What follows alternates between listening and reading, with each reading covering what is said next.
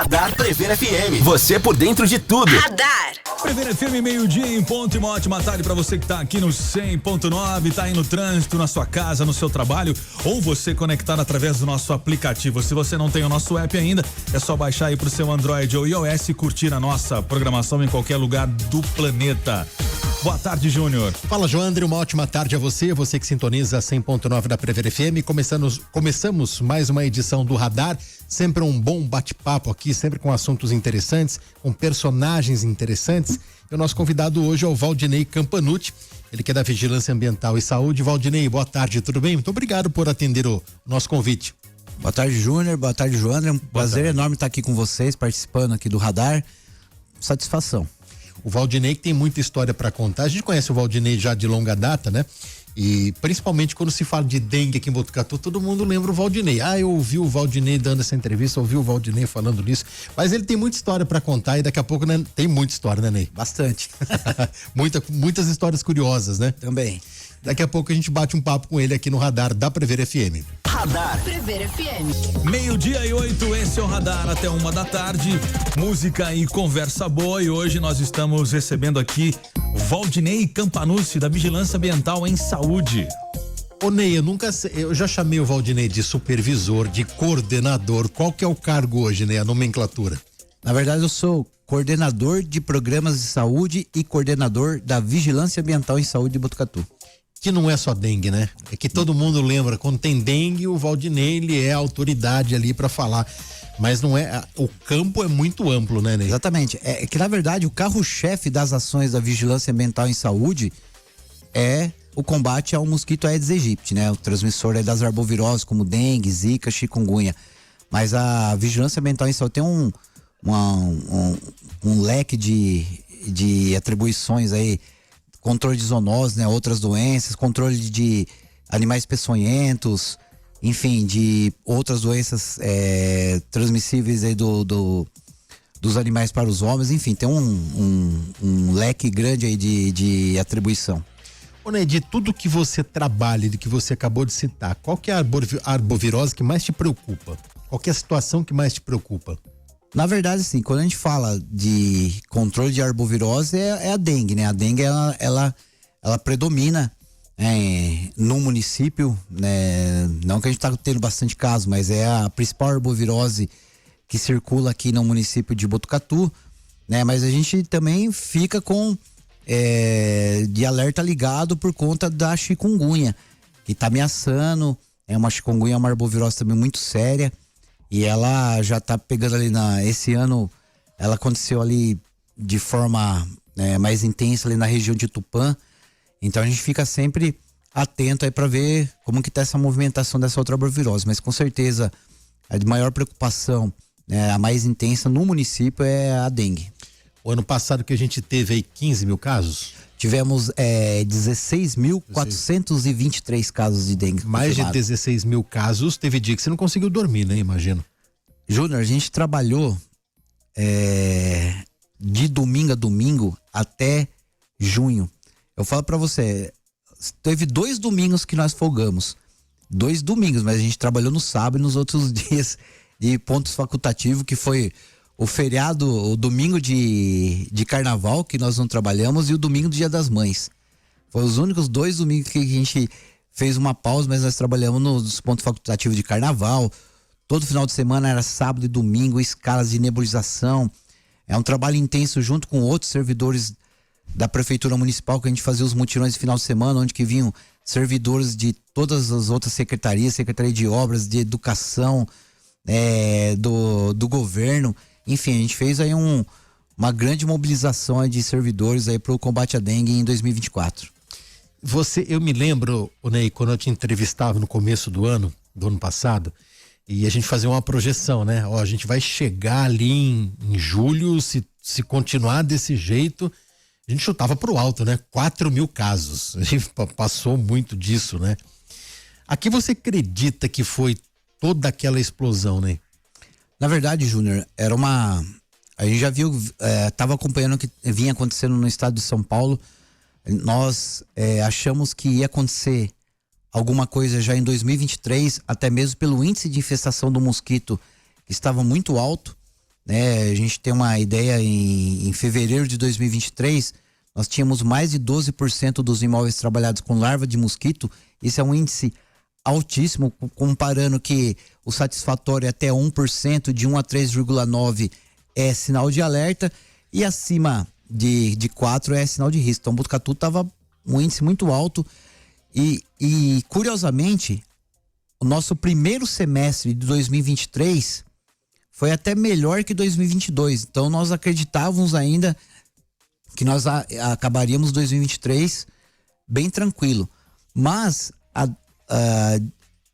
a exemplo do que vinha acontecendo no estado de São Paulo, e totalmente fora da curva, começamos lá uma curva ascendente no segundo semestre, coisa que dengue você não vê começando no segundo semestre. Os meses de pico de transmissão é fevereiro, março, abril, às vezes se estende até maio. E começou em setembro já, o aumento dos casos. Então, quando chegou lá em novembro, a gente já fez uma projeção, conversamos com então o prefeito Pardini, fizemos uma sala de situação e quando eu mostrei para ele, e baseado também que a Organização Mundial de Saúde, Ministério da Saúde, já vinha dando avisos de que todos os países afetados pelo fenômeno El Niño iam ter problema com doenças transmitidas por insetos, porque o clima ia ter muito favorável, temperaturas altas, altos índices pluviométricos, tudo isso favorece a proliferação desses vetores. Então, baseado em tudo isso, a gente fez uma projeção e já começamos a trabalhar a sala de situação, trabalhar o trabalho de assistência ao paciente, isso já em novembro. Na época o Dr. Carlos Magno Fortaleza contribuiu também e a gente já começou a preparar porque sabia que 2024 ia ser complicado e foi muito mais do que nós imaginávamos. Na verdade, Júnior, a gente tinha feito uma projeção que até maio nós teríamos ali em torno de 12 mil casos e a gente passou disso. Em maio a gente já tinha passado esse número. A gente estava semanalmente, a partir da 12ª semana, mais ou menos ali do ano, nós já estávamos confirmando mais de 1.000 casos por semana.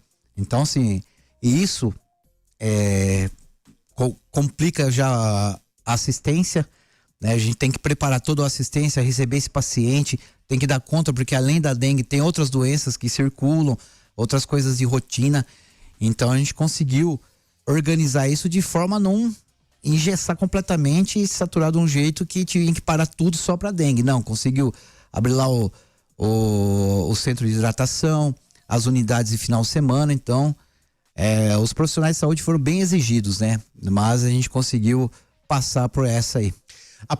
Foi epidemia, né? Que a gente pode falar. A gente pode falar que foi uma epidemia. Após essa epidemia, hoje Botucatu trabalha com números menores, claro, mas por conta do que? A gente acaba adquirindo uma imunidade, Ney? Então, com certeza. Desde 2015, quando a gente teve, em 2015 foi a nossa maior, vamos dizer assim, epidemia. Uhum. Naquela época nós tivemos pouco mais de 700 casos de dengue. Para nós aquilo lá já foi uma loucura. Eu lembro. E imaginem, só em janeiro de 2024 nós passamos isso. Tivemos quase 800 casos de dengue. Então, e desde 2015, o sorotipo de dengue que predominava aqui no município era o sorotipo 1. Então, a gente tinha uma população que já exposta a esses sorotipos, mas era uma população ainda pequena. Então, a partir de 2024, com mais de 16 mil casos de dengue, já teve uma população maior que foi exposta a esse sorotipo.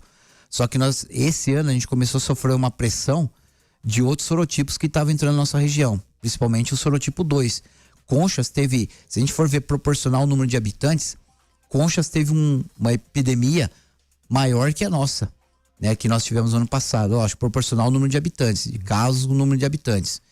Então, e lá circulou o sorotipo 2. Então, esse ano a gente já identificou a circulação desse sorotipo 2. E o que isso preocupa a gente? A gente tem uma população quase que totalmente imune ao sorotipo 1. Então, quem pegou dengue sorotipo 1, tá imune, não vai pegar mais dengue sorotipo 1. Mas eu posso pegar os outros sorotipos circulantes, o 2, 3 e o 4. E o que é o agravante? Que sempre uma segunda infecção por dengue, ela não é uma regra, mas ela tende a ser mais grave. Então, por isso que a gente vê municípios que têm alto índice de óbito, é porque tem uma população que está sendo exposta para uma segunda ou uma terceira infecção. Então, isso vem agravar também o quadro, né? Podendo desenvolver quadros mais graves. Quer dizer, o ano passado, a gente teve morte o ano passado, não me lembro. Nós tivemos 11 óbitos. Tivemos 11 óbitos. De repente, proporcionalmente, com menos casos, a gente pode ter mais mortes. Sim, se a gente tiver um outro tipo circulando, às vezes acontece isso, de município ter alto índice de óbitos, não ter tantos casos, mas é porque pessoas estão sendo acometidas, né, sendo infectadas por um outro sorotipo circulante. Então isso pode acontecer. Ô Ney, vocês que estão na linha de frente, como que é a proteção de vocês, né? Para quem vê, né, uma nebulização, tem aquela figura parece um astronauta, né, Ney? Mas no dia a dia ali, quando vocês vão visitar um imóvel, tira uma telha e a Aedes que vai para tudo quanto é lado, para começo de conversa, o Aedes está presente sempre. Sim. A questão é se ele está infectado ou não, né? Exatamente. A Aedes, ele já é um mosquito muito bem urbanizado e adaptado ao ambiente urbano e presente em Botucatu desde a década de 80, né? Mas o que a gente usa? Primeiro, o repelente. Isso todo servidor, todo agente de combate às endemias tem lá o seu repelente, já vai sair com o repelente. E depois você tem os outros EPIs. Você vai ter luvas próprias para manejar alguns materiais. Quando a gente vai fazer a nebulização, você vai ter as máscaras adequadas, aquele macacão que é impermeável para gente o inseticida não penetrar, né? A pele, a roupa, enfim. Então a gente usa esses EPIs. Para cada ocasião a gente vai ter EPIs diferentes, manejo de animais peçonhentos, outros EPIs. Então a gente tem lá uma variedade de EPIs para cada situação. Para tirar enxame de abelha, outro EPI também que a gente vai utilizar, adequado. Já aconteceu de algum agente, sei lá, sem querer acabar aspirando o veneno que vai ser aplicado ali, o larvicida que vai ser aplicado? Não, isso a gente tem esse cuidado, esse treinamento para não ter esse problema. Mas o que acontece às vezes, porque quando você tá lá todo paramentado, principalmente para quem tá fazendo a nebulização, porque você fica um pouco com a sua visão limitada e com a sua audição limitada também. Então a gente sempre tem, isso já há algum tempo, a gente é um trio que trabalha, né? Tem o auxiliar de bombista, que é praticamente o olho e o cara que vai passar todas as coordenadas pro bombista. E tem aquele visitador que vai atirando o pessoal da casa, ver se o imóvel já está preparado para receber inseticida. E tem o auxiliar de bombista, que tem um trabalho importante, que é dar todas as orientações para ele. Lá tem uma escada, cuidado com a escada, tem um varal, alguma coisa. Então pra ele já ficar atento. Porque o que acontece, às vezes, não de você ter um problema com inseticida, inalar alguma coisa disso, porque usa os EPIs adequados. Mas acontece você cair, já aconteceu comigo de eu cair, né? Porque o terreno era meio problema ali, você cai com a bomba nas costas. E cai com todo aquele paramento lá. Cai, você fica parecendo uma tartaruga lá tentando levantar ali, porque isso acontece. Reduziu bastante por conta, depois que a gente vai fazer uns 10 anos já que a gente adotou esse protocolo, sempre é um trio e tem esse auxiliar de bombista que tá indo junto para evitar esse tipo de situação, esse tipo de acidente. Acontece coisas engraçadas que acontecem na nebulização.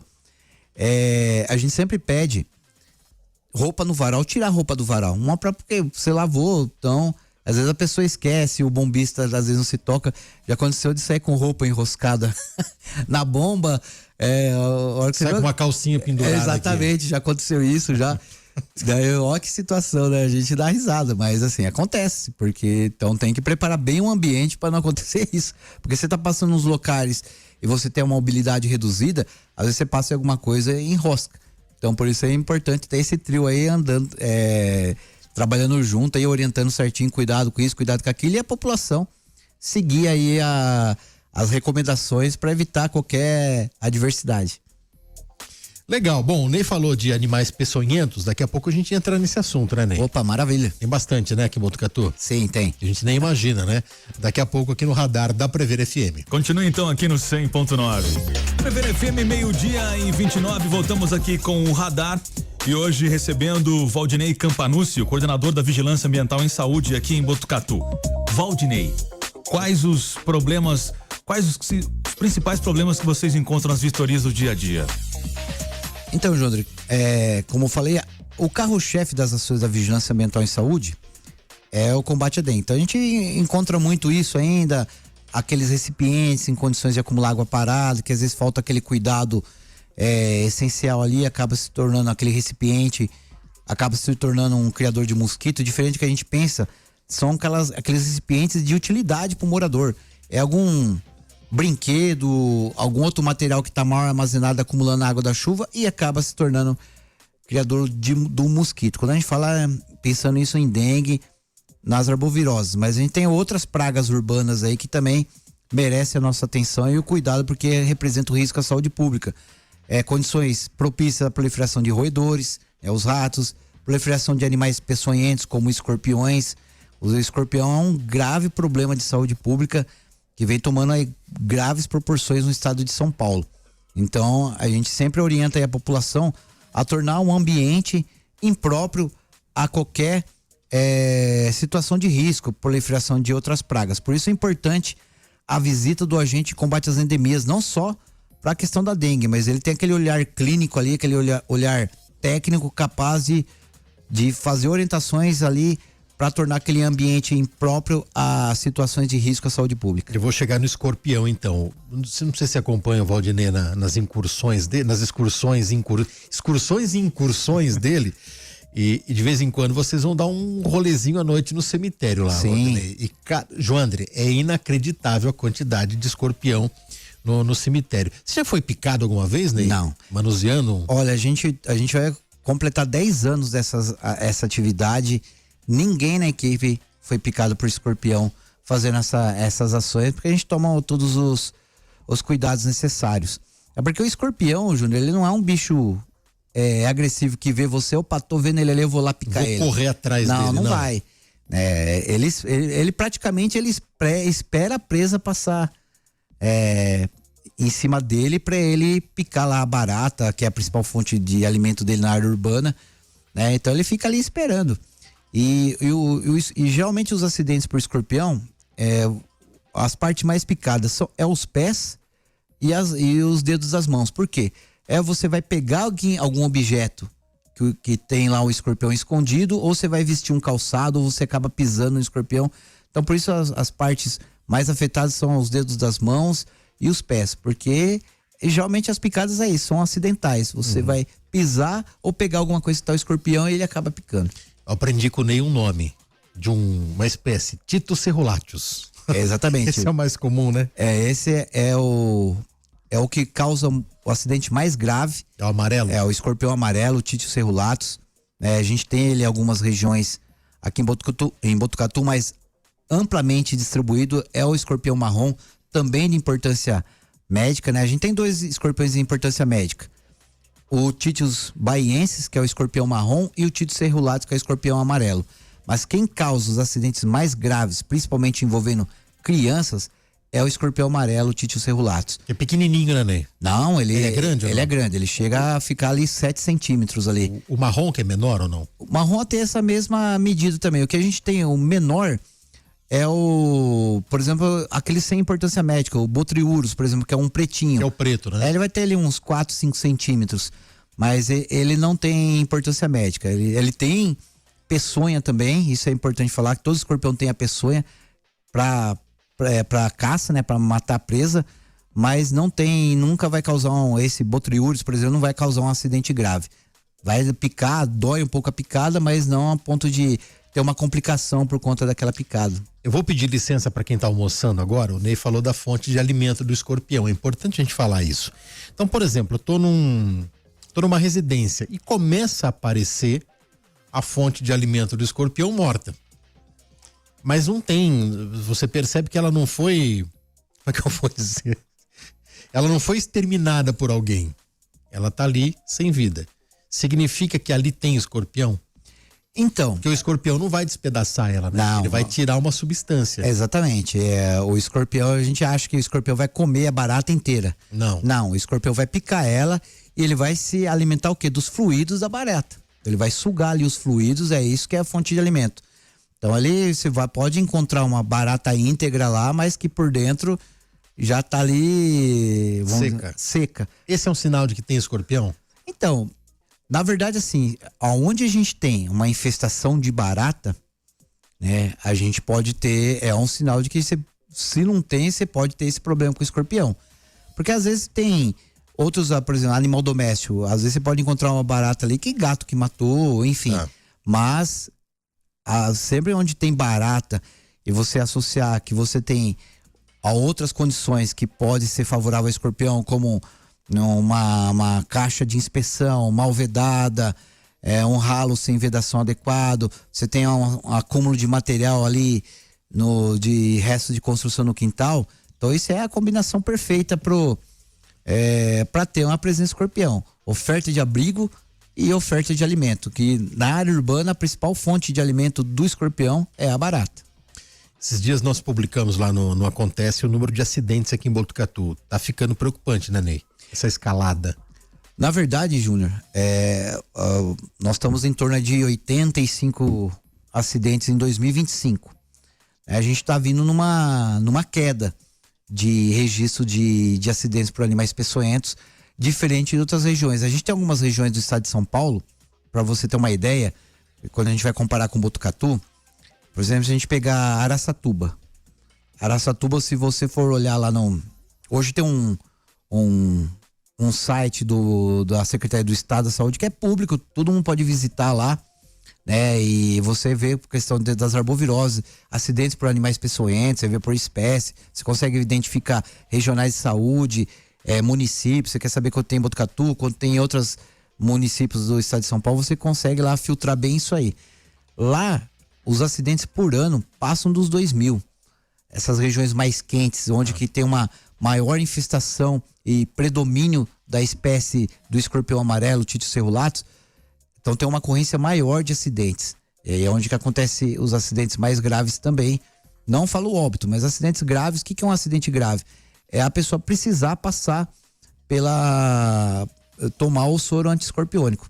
Nem toda picada a pessoa vai precisar tomar o soro anti-escorpiônico. Às vezes vai fazer ali uma analgesia, você acaba tomando uma medicação na veia que é para dor, mas não quer dizer que todo acidente por escorpião você vai ter que tomar o soro anti-escorpiônico. Não, você passa por um período ali de avaliação e às vezes você não acaba não tomando, mas o tempo, você pega essas regiões de Araraquara, São José do Rio Preto, os acidentes são altíssimos. Ô Ney, falando dos aracnídeos, muita gente se assusta mais com aranha do que com escorpião muitas vezes, né? Quando vê aquela caranguejeira bonita, né? É um bicho bonito, né, Ney? Sim.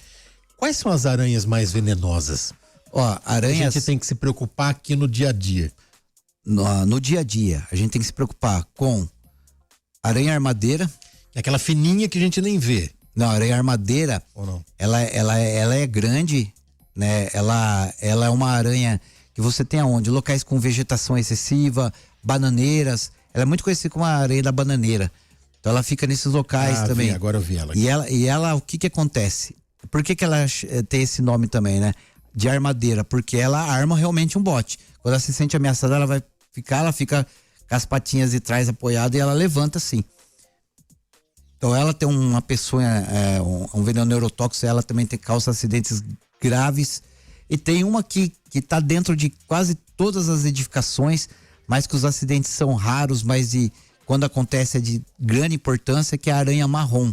É uma aranha pequena, né, que geralmente ela vai ficar atrás de guarda-roupa, atrás de quadros. Mas por que o acidente dela não é tão comum? Porque ela é uma aranha pequena. Ela, na verdade, ela pica quando ela é comprimida contra o corpo. Você vai vestir um calçado, que ela tá lá, dentro do calçado, você veste ela e você acaba comprimindo ela, porque por si só ela não consegue picar.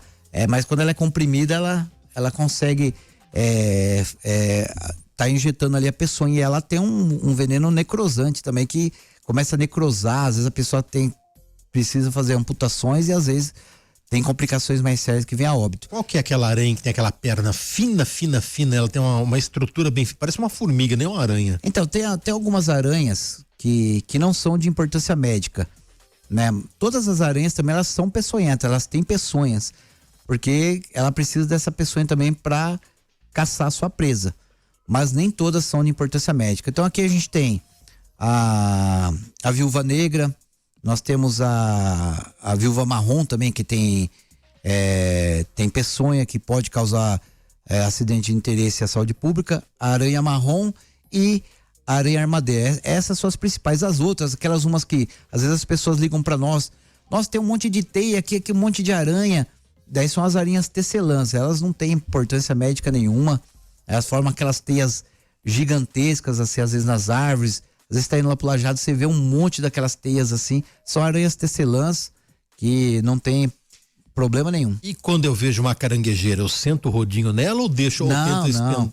Ela tem a importância ecológica dela. Ela né? tem, ela é totalmente inofensiva. Então a aranha caranguejeira apareceu na casa, com muito cuidado, pega lá um pote. Ela não vai atacar? Não vai. Vendo, gente? Ela não ataca. A defesa dela, o que é? Ela, às vezes, quando ela tá ameaçada, ela vai começar a agitar as patinhas dela, ela vai liberar aqueles pelos que ela tem. Aquilo lá é pra afugentar predadores. Então aquilo lá é urticante. Então às vezes vem na coisa, a gente começa a espirrar, começa a coçar, começa a ter ardência, às vezes quando vem no braço. Então assim, essa é a defesa dela. Mas ela apareceu essas aranhas, coloca lá um pote de sorvete em cima, alguma coisa nesse sentido, liga pra Vigilância Ambiental e Saúde, a gente vai lá resgatar ela e soltar ela em local seguro. Mas não precisa matar a aranha caranguejeira, que embora o tamanho, ela não... É inofensiva. É inofensiva. Outra coisa, eu sei que a gente já tá no tempo do intervalo, matar lagartixa, pelo amor de Deus, gente, não faça isso. Exatamente, a lagartixa tem um papel importantíssimo. Principalmente, como eu falei, dentro das edificações é muito comum a aranha marrom, aquela que tá atrás dos quadros, atrás de guarda-roupa, aquele local que a gente pouco mexe dentro da casa, é onde pode ter aranha marrom. E a lagartixa é uma exímia caçadora de aranha marrom e outras pragas também. Então, deixa a lagartixa. Vamos a um rápido intervalo. Daqui a pouco a gente volta com mais Radar aqui na Prever FM. Prever FM, 12:45. Voltamos aqui com o Radar, música e conversa boa. E hoje recebendo o Valdinei Campanucci, coordenador da Vigilância Ambiental em Saúde, aqui em Botucatu. Ô Ney, conta um caso curioso pra gente aí que aconteceu, caçando algum animal peçonhento, que você lembra até hoje, que nunca foi noticiado. Alguém que te chamou, falou, tô com, sei lá, um gambá dentro da geladeira. Rapaz, alguma coisa assim. Já aconteceu, assim... Já aconteceu alguns fatos engraçados, tipo assim, a pessoa ligar pra gente e falar que, tem um morcego aqui caído na minha casa. Daí você ir ver, não é uma mariposa. Isso acontece. Mas aconteceu um fato, uma vez que foi eu mesmo que fui atender. A pessoa, não, tá lá, eu coloquei um balde em cima. Uma casa, uma senhorinha. Mas é um morcego, foi lá, colocou o balde em cima. Da hora que eu ergui o balde, era uma folha seca. E não era o morcego. E não era o morcego. Então, assim, às vezes acontece isso, né? As pessoas se confundem, ou aquele medo de chegar tão perto para fazer uma análise melhor da situação. Isso acontece de passar algumas situações engraçadas num resgate de animal. Eu lembro uma vez que isso logo no começo eu fui resgatar uma jiboia. Eu tinha acabado de passar por um treinamento lá no Cevap de contenção de serpente. Uhum. Então ele ensinou lá nós a pegar a jiboia, a segurar com o gancho, daí você pegar ela na cabeça para mostrar ao pessoal. Daquele fresco na minha cabeça, eu falei, vou fazer isso, né? Fazer uma hoje. Eu vou fazer uma moral, mostrar pro pessoal, beleza. Segurei. Daí aquela começou a apertar minha mão assim, eu tentando falar, deixa eu manter a calma, que mostrar pro pessoal, a turma vinha. Tô bonito no pedaço aqui. O pessoal vinha lá, passava, nossa, que legal, não sei o que. E eu pensei, como que eu vou tirar essa cobra? Tô vendo que eu vou embora dirigindo com essa segurando. Ela ficou envolta na tua mão. Exatamente, uma jiboia grande. Ela é forte, né? Ela é forte, ela foi pressionando. Só que o que acontece? Ela pressiona. Isso é que a gente tava no começo. Depois eu vou contar como que foi essa história da vigilância ambiental, como que a gente teve que se virar no começo, né? Ela, quando ela começa a pressionar e ela vê que ela aperta muito, você acaba apertando ela. Então chega uma hora que ela que ela dá uma aliviada. Ela espana. Ela espana, porque a hora que você aperta muito a sua mão, né, com o corpo dela, você, teoricamente você já vai começar a apertar ela também. Então, mas aquela era uma coisa que ainda era meio nova pra gente, mas deu tudo certo. Não quebrou sua mão? Não quebrou minha mão e eu consegui depois colocar ela dentro da caixa de contenção. Mas quando a gente começou, porque assim, eu tô na Secretaria Municipal de Saúde desde 2000, né? Agora em janeiro eu faço 26 anos lá. E a gente era só dengue. Daí em 2002, né, com o nosso coordenador na época, o Jonas Brant, veio, não, agora vai ser uma equipe de controle de zoonoses. Só que não era uma coisa assim que cada um falou assim, ó, Ney, você vai ser o especialista nisso. Você vai estudar isso. Fulano, você vai ser especialista naquilo. Então eu comecei com roedor, né? Depois a gente foi ampliando, mas assim, não veio nada de mão beijada pra gente. A gente que ia atrás de tudo, ia aprendendo na marra ali na raça ali que a gente ia aprendendo as coisas. E foi assim que a gente foi aprendendo muita coisa na prática, junto com a teórica, então por isso que a gente foi conseguindo desenvolver esse trabalho bem consolidado da vigilância, mas no começo não foi fácil não. Qual que foi o resgate mais curioso? Sei lá, um local mais curioso que um animal se enfiou? Nossa, tem bastante, a gente já viu cara, por exemplo, enxame de abelha, a pessoa tá lá com a janela aberta, um dia de calor, de repente vai abrir o guarda-roupa, tem um enxame de abelha dentro do guarda-roupa. Então, isso é muito comum, enxame de abelha num carro estacionado, num supermercado, de repente a hora que o cara vai entrar no carro tem um baita de um enxame migratório de abelha. Já aconteceu de outros animais, gambá, por exemplo. Uma vez foi pegar um gambá que estava dentro a pessoa deixou o liquidificador aberto. O gambá foi lá. O gambá estava dentro do não tinha nada, mas o copo do liquidificador estava aberto. Então, tem até uma foto nas partes da vigilância do gambazinho dentro do copo do liquidificador. Então tem algumas coisas curiosas assim de resgate que o animal acaba entrando nesses locais inusitados aí, a gente precisa fazer o resgate. Você nunca encontrou um gambazinho na sua casa, Joandre? Não, nunca encontrei. Não, então não era a sua casa essa daí. Mas na casa do meu pai já teve abelha. A abelha é uma coisa muito comum.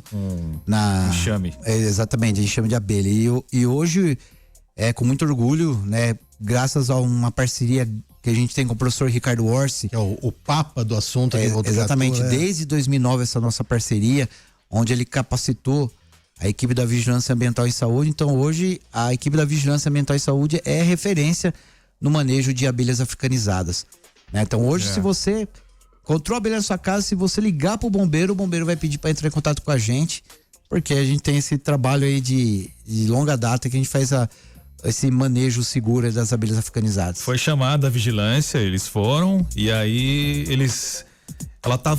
o enxame tava dentro de uma manilha, que tinha um enfeite lá. Eles levaram com a manilha e tudo. Exatamente. E tem um horário específico, é mais pra noite, né? A noitinha assim. Exatamente. A gente procura fazer esse manejo fora do horário de atividade dela, que é o horário da noite, até pra gente fazer um manejo mais tranquilo, pra não ter muita dispersão de abelha. Em algumas situações a gente até acaba fazendo manejo durante o dia, né? Se estiver longe de circulação de pessoas e de animais, a gente consegue fazer esse manejo, mas preferencialmente vai ser no período da noite que a gente vai fazer. E nunca ninguém tentar fazer nada, né? Porque Exatamente. tem aquele cara que entra em desespero e fala, vou pegar meu DTFON aqui, agora eu vou me consagrar com elas. Não vai. Exatamente. O máximo que ele vai conseguir é parar no hospital. Geralmente, a gente atende aí casos de acidentes graves, é porque a pessoa não tinha aquele conhecimento técnico e foi fazer um manejo. Então isso acaba desencadeando aí um comportamento defensivo das abelhas, onde elas vão ferroar, elas vão defender aquele território delas, vão defender a colmeia, e é onde tem acidentes graves que envolvem pessoas, animais domésticos. Então a gente fala, se não tem conhecimento, isola o local, entra em contato com a Vigilância Ambiental e Saúde, que a gente vai lá fazer uma avaliação e promover aí a captura segura desse enxame de abelha. E para onde é levado? Ela é levada lá no setor de apicultura do Lajeado da zootecnia. Então lá todos os enxames capturados, às vezes não é possível capturar, o enxame está em local de difícil acesso, então a gente às vezes tem que exterminar esse enxame, mas a maioria dos enxames vão ser capturados e encaminhados para o setor de apicultura lá com o professor Ricardo Orsi. Tem um bicho, né, que eu não gosto, eu tento fugir dele. E a vida inteira eu fugia. Ele vinha, eu fugia. Ele vinha, eu fugia. Acabei sendo picado uma vez sem querer, sem tentar fugir dele, fazendo um boia cross. Conhece o Eric Facioli? Já ouviu falar desse menino aí? Tiago Lucas, ó, Sidney Trovão, a turminha que foi descer boia cross lá em Aras. Aí eu tomei uma picada de marimbondo, né? Rapaz, mas eu fui a vida inteira, desde criança, André, eu fugia. Via marimbondo, parecia que ele perseguia, né? Uma poça d'água, marimbondo, tá lá. E uma vez, sem estar com o alerta ligado, fui picado pelo marimbondo. A picada do marimbondo dói, né? Na verdade, as picadas de vespa, em geral, elas doem muito. O marimbondo é uma vespa, É uma vespa, né? O pessoal fala de vespa cavalo, os marimbondos, aqueles marronzão. Eu já tomei desse aí também, já tomei de vespa, de abelha africanizada.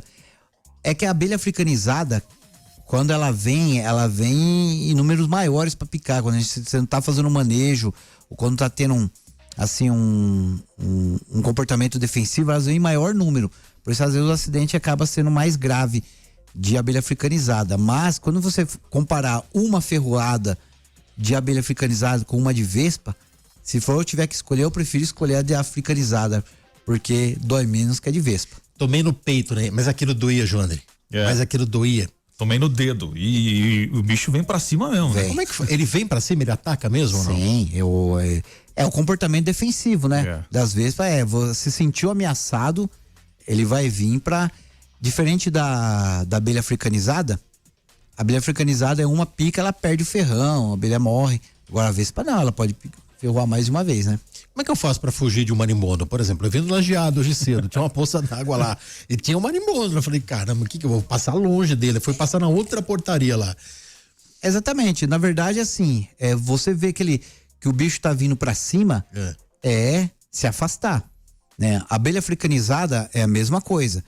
Quando você percebe, quando você tá invadindo o espaço do enxame de abelha, de uma colmeia, ela começa a vir, ela fica ali no entorno da sua cabeça, às vezes tem um comportamento de vir bater em você, ela tá dando um alerta ali, ó, afasta porque você tá chegando perto demais. E quando começar um ataque, qual que é a orientação?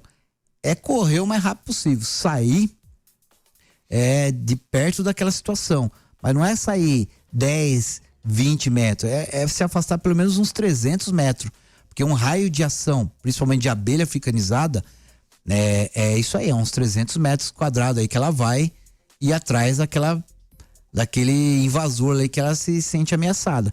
Então a gente orienta. A pessoa fala, e se eu pular dentro da água? Se você pular dentro da água, se você souber nadar e conseguir ir cada vez mais longe, agora se você entra na água e você ficar subindo para respirar, ela vai picar você. Uma vez nós fomos com um SAMU atender uma ocorrência dessa lá perto lá do Rio Pardo, lá onde tava construindo a represa. O cidadão ali no meio do eucalipto tinha umas caixas de abelha e ele fazia o manejo das caixas, só que sem proteção adequada. Ele só foi mostrar a caixa pra um amigo dele lá, as abelhas vieram em cima, um correu e ele pulou. E toda vez que ele subia para respirar, ele tomava picada. Até que um pessoal foi lá para socorrer ele com um barco e conseguiu, mas ele passou maus bocados ali. E daí, a abelha não sai dali enquanto não... Não, enquanto ela vê que ele tem a presença ali, ela vai ficar em cima. Mesmo que ele fique 30 segundos submerso. A hora que ele subir para respirar, elas vão picar. Tá brincando, e se eu nadar na outra margem, ela vai junto? Não, se você conseguir submerso ir, agora se você for de braçada por cima, ela vai atrás. Até uma distância ela vai. Mas agora se você conseguir, for um bom nadador, você vai por baixo d'água, você vai acabar despistando elas.